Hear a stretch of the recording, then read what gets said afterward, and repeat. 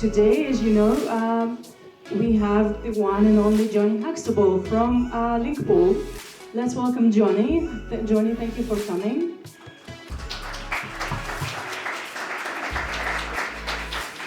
So Jonny will present LinkPool, will answer your questions, and Jonny, take it away. Sure, thank you. So yeah, I'm Jonny, I'm the founder of LinkPool. I've been working with Chainlink and on Chainlink since 2017, really. So can't believe it's nearly been 5 years, to be honest, but thank you everyone for coming out. It's good to do one of these in person again. It's been a very long time. I think the last time I did one was like 2020, so yeah, thanks for turning up on a Friday. So this presentation is one I've been looking forward to doing for a good while. So now staking is actually being thought about and on the roadmap for Chainlink. It's a good time to talk around and talk about some of the concepts, how it might work, some concerns from our point of view in terms of the solution, and also self-service. So self-service is something that has not really been talked about yet, but it's something, especially from a LinkPool point of view, has been thought about for a good amount of time, and I'll sort of go into the details as I'm going through. I'll probably take about like 30, 45 minutes doing this, and I'll stop after for anyone to ask me questions, anything at all. It doesn't have to be based on this presentation or anything else. And I suppose if you've got any questions when I'm going through it as well, just feel free to shout out. So I thought I'd start off by giving some high-level statistics about Chainlink today, really. Since we've first started working on this and got involved in Chainlink shortly after its ICO in 2017, it felt like ages until mainnet was actually out. LinkPool was one of the first 3 nodes on mainnet back then. And since then, really, it's seen exponential growth and has essentially gained overall market share for oracles within DeFi. It was pretty much the trigger to DeFi summer and the boom that you saw in 2019. The Chainlink price feeds powered the lending protocols, things like Aave and Synthex back in the early days, and really sort of triggered that whole grow really within the DeFi industry. So there's just some very high level stats to put that into context. I think they're honestly quite impressive, to be honest. Some of them are different from what Chainlink have, I suppose, officially talked about in marketing, but we use our own soon-to-be-released metrics, and they're just, I suppose, we pick things up in different ways and measure things in different ways. So seeing around 15k to 25k link rewards a day to the node operators across all networks is mighty impressive.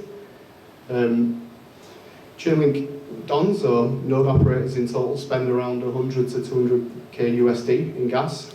So that's gas like Ethereum, Polygon, DNB across all the networks. And if you equate that to the gas units, so the actual gas used, then that's 120 billion in gas, which is a huge number.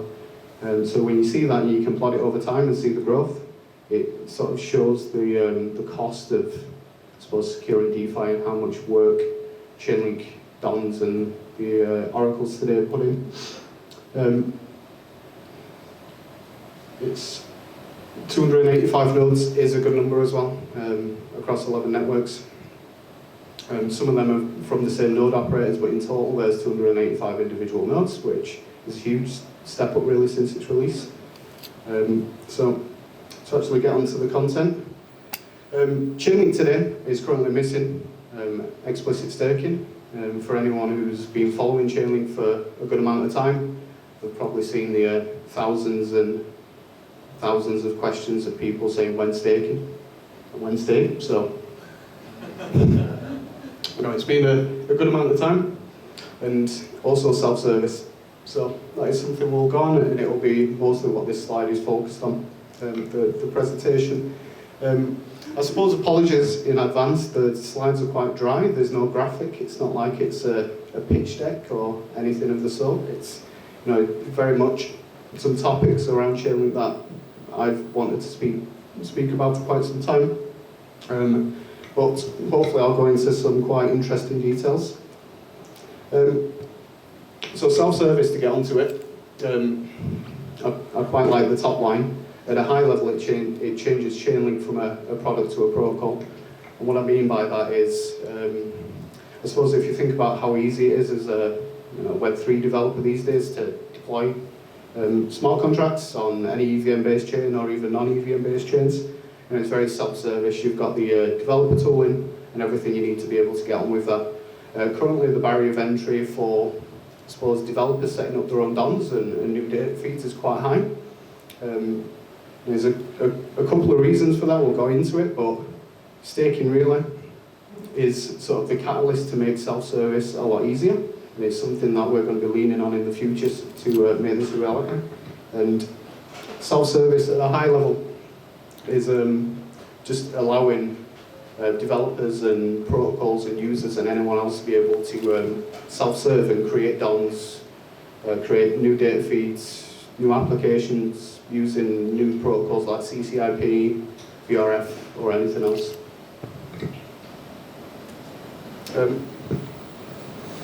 Why are they important? So to go back to staking a little bit, staking at the minute, thank you. There's currently all of the incentives are implicit.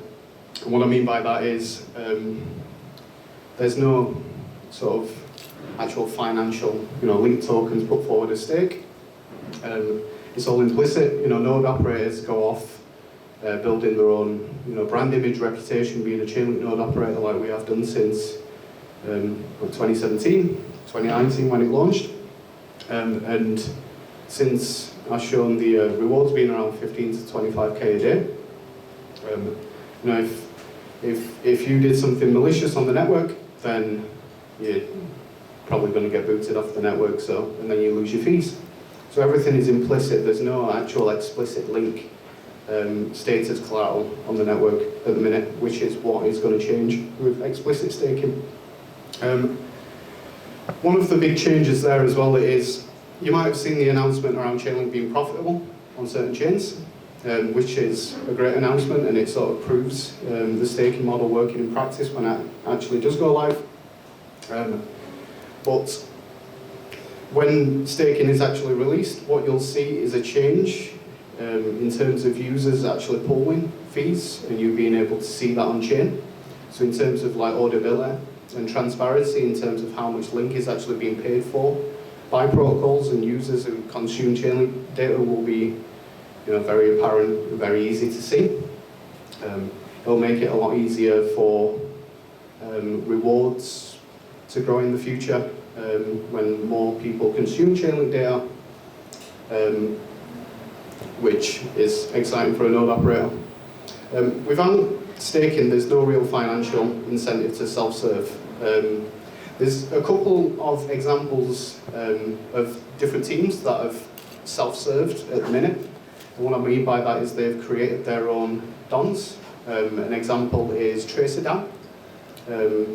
And they've created perpetual markets around the NFT price flows. And they created those DOMs themselves. So that's an example of self-service. But they've done a lot of work to get to that point and consulted with different node operators. But it's a lot of heavy lifting, and they've done that out of, I suppose, necessity, or they want it for their protocol and what they're doing in TracerDAO. And since they're one of their subsidiary teams is also a node operator, it makes sense for them to sort of think of new ways and try and self-serve. Outside of that, if you go to the effort of trying to create a DOM yourself, like if anyone in this room sort of saw a demand for data or began to request data on chain, there's no real financial incentive for you to do that at the minute. But that changes with staking because you've suddenly got the whole model around paying user fees, and all of the transparency in terms of like how much Link is actually being spent to create a DOM on-chain, which, depending on how it's actually architected and orchestrated in the future, means there might be financial incentive for you to actually go out and match the data providers, the node operators, to the actual consumers of that data. Another thing that's always been talked about as well in terms of, I suppose, self-service is, what people like to call neat nodes, or like anyone being able to spin up a Chainlink node and be part and build their own reputation on chain. At the minute, that's not really a reality, but one of the things self-service would do is make that a reality. So anyone in this room could spin up a Chainlink node and sort of put the effort in and be part of different DOMs and earn Link rewards, which sort of fulfills the end goal and vision of Chainlink. So to talk about how that will actually sort of work going forward, you might have already seen that the staking release is planned for this year, at 2022, but initial staking release, what Chainlink have sort of always done in the past and in the present is done everything in phases. So you can see that with like VRF, like VRF v1, v2, OCR v1, v2, the flux monitors, and there was FM v1, v2. They'll always do everything in phases because ultimately the protocol security and the correctness is what's most important. So they're never going to rush sort of a new iteration and sort of idea to market when it's not being properly researched and developed and rushed. Especially as the company's grown, I suppose the amount of detail and planning that goes into building out new ideas and new features like staking is extensive. When staking is released, self-service can follow. For me, self-service is a thing that's for, I suppose, the community and the end goal, and will be largely built by the community and companies like LinkPool.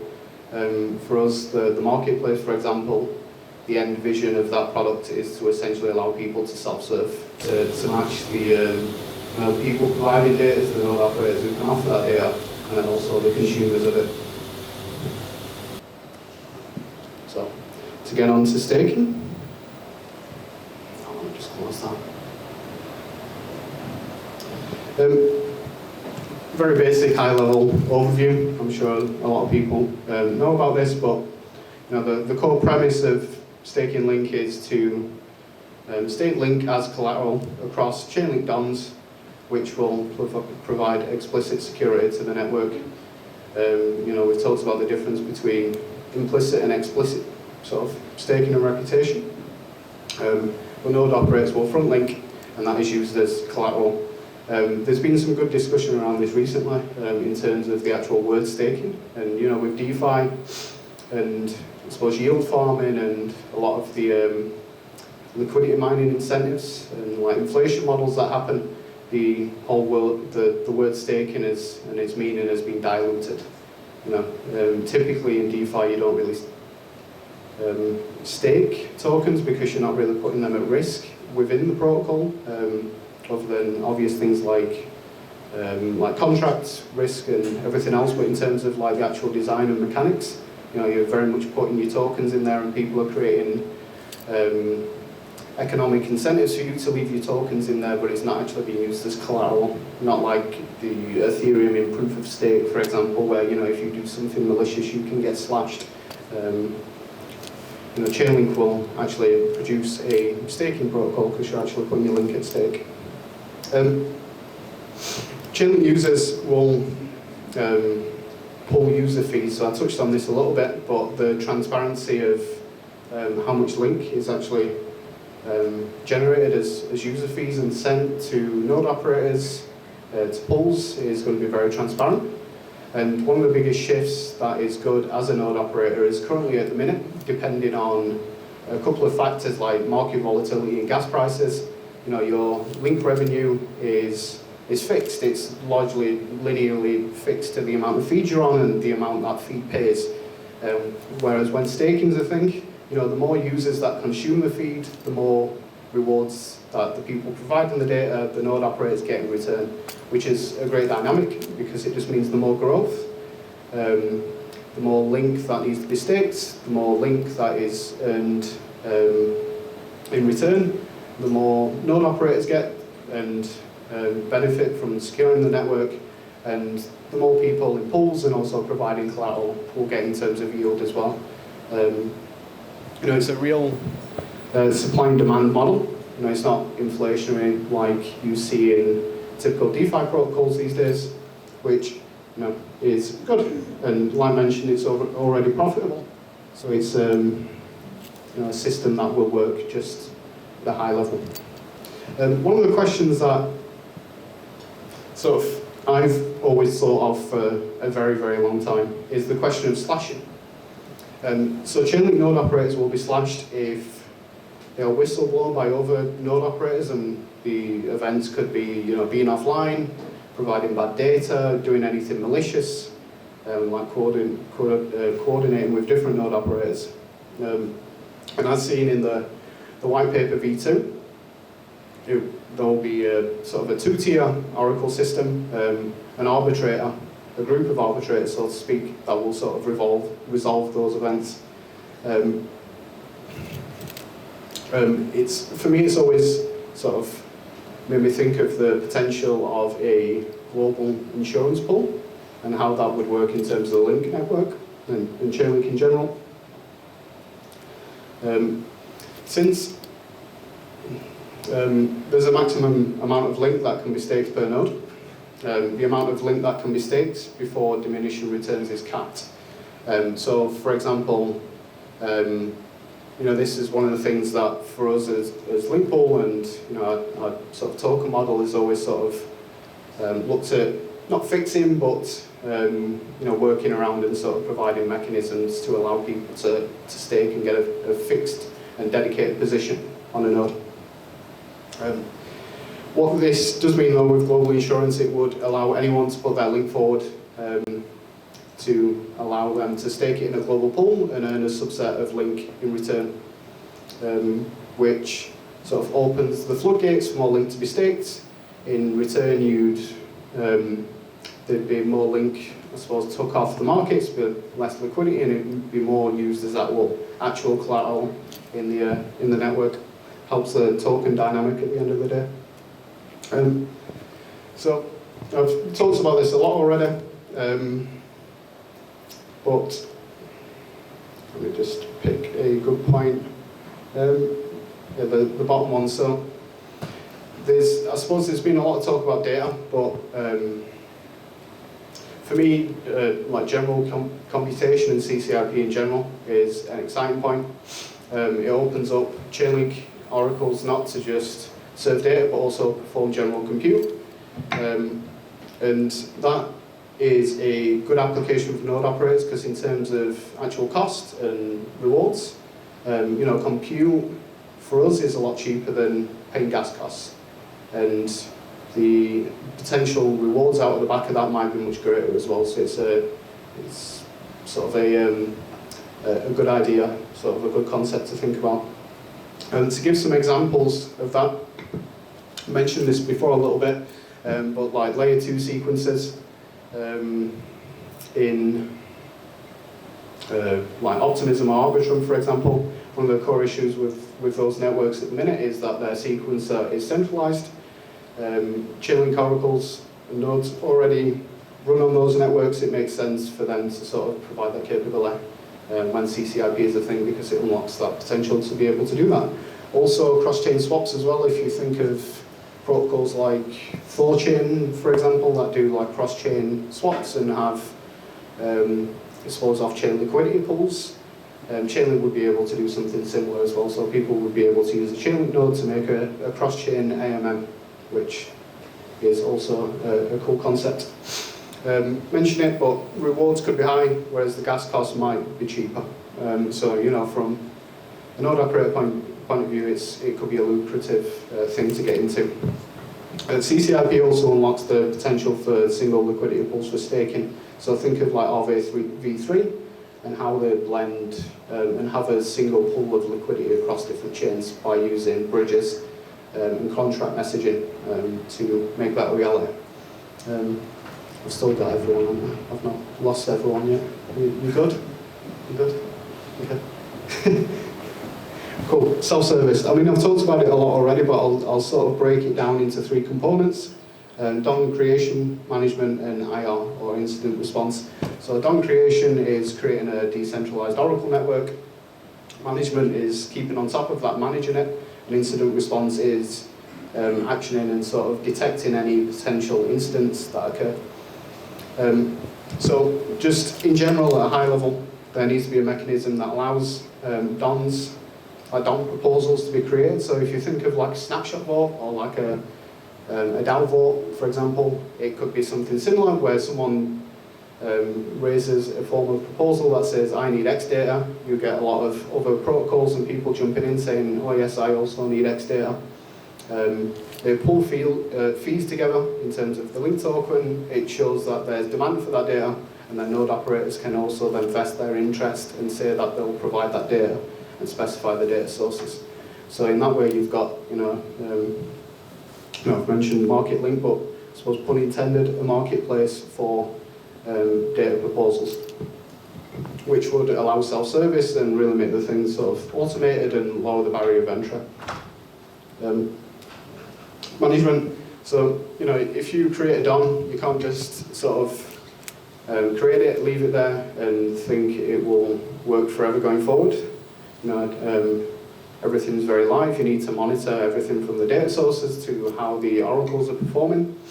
And with that, I can envisage a sort of a manager role, and these essentially are like monitors that will use various forms of on-chain metrics to detect any issues, proactively find new data sources, and also raise proposals to keep them updated and keep the security of the DOM up to date. We've got, I suppose internally we did this metrics v2, but on the marketplace we've been working on an updated form of metrics for a very long time. I was going to demo it, but you can't ever get a working live demo.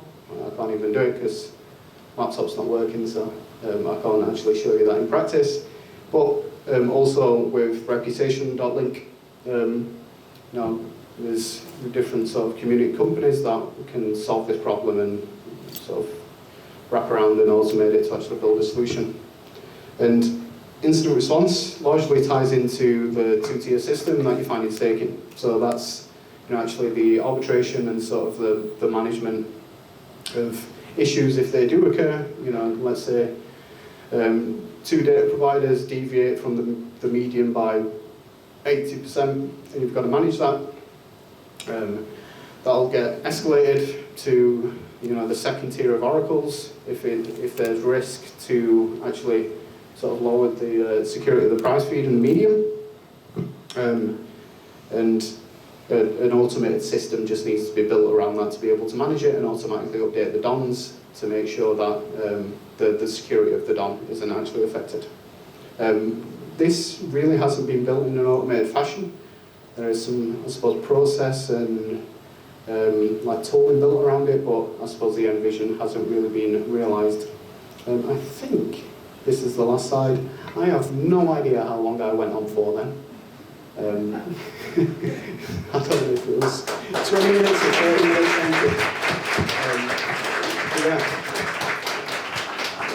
I hope I didn't lose everyone, but feel free to literally ask me anything. It can be anything about Chainlink LinkPool, even anything else. So I'll pull up a chat. Yeah. I was just wondering, what kind of hardware requirements for setting up the DOM?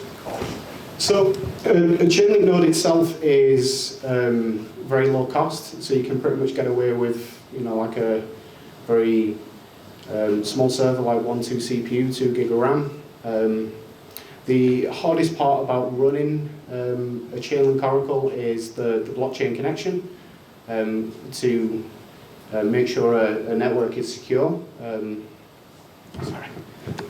You've got to run your own full nodes, so you're on Ethereum node, you're on like Polygon node, for example, and they are a lot more resource intensive. You're talking like 8, 16 core boxes, 64 gig RAM. You might be running 4 of them in HA fashion, and that's the tough part. And it largely depends on sort of the network that you're running. Like Ethereum mainnet's a lot easier than BSC, and Avalanche is easier again. So I hope that answers your question. I'll bring the mic. Saying there's no inflation in terms of rewards. I'm wondering where the 300 million worth of Link is going from the original white paper. Well,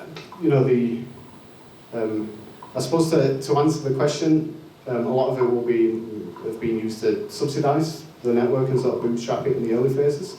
I can imagine, at least in terms of incentives and grants in the future, when there's more transparency in terms of the Link rewards for dons, you might start actually seeing more of that actually being used on chain in a more transparent fashion. In terms of overall, it's I can't see that. Cheers.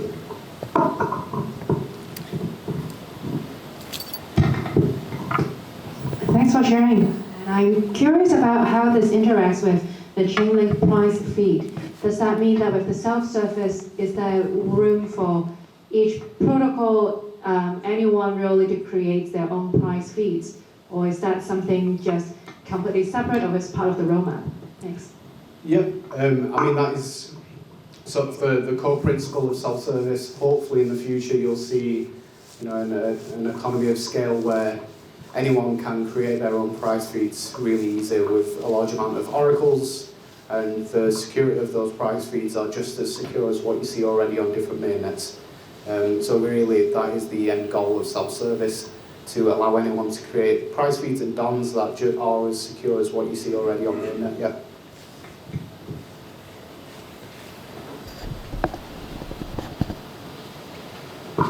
Any more questions?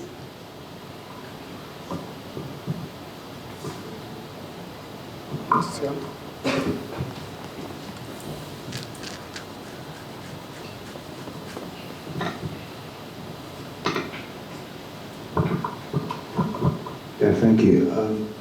I just wanted to understand that, like normally with other cryptocurrencies, when you doing staking, you just put your stake towards the validator and then you get your rewards. Here, it doesn't sound like that's the same way. Like, I don't really understand how I would be able to obtain rewards without becoming a node operator or doing self-service. So could you just explain that a bit more, please? Sure. One of the core products of LinkPool is to create a pooling mechanism. There's a couple of nuances in terms of needing to own some of the token to gain access to the node and actually stake on it, but we will be providing pooling contracts and ways for node operators to open up their node to allow people like yourself to be able to stake onto it.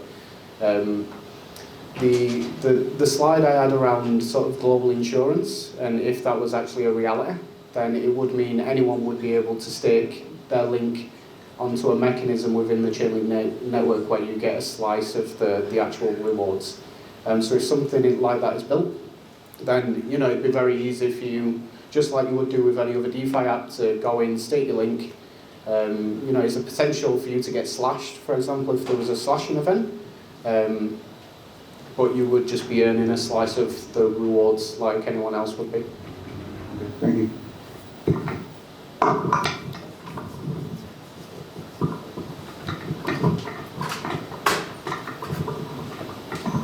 Hello. Yeah, so just at the end they mentioned there was like 2 tiers of nodes. There were like management nodes or something like that. That was pretty interesting.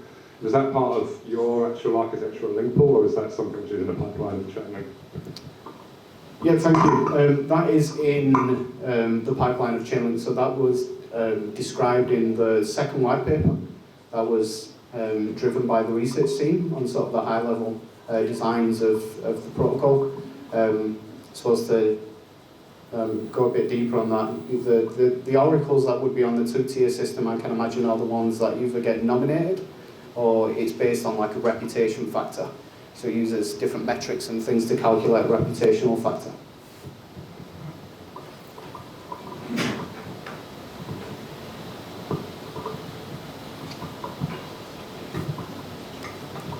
Any more? Well, I guess we can thank Jonny for the presentation, and now it's time to have some beer and questions in private, and yeah, you can ask other questions. I'm sure they will come up during the the rest of this meetup, and make sure you subscribe to LinkPool Telegram channel and Discord, and as well as Chainlink Telegram channel and Chainlink Discord, if you're not there yet. So thank you so much, and let's have some fun. Thank you. Thank you.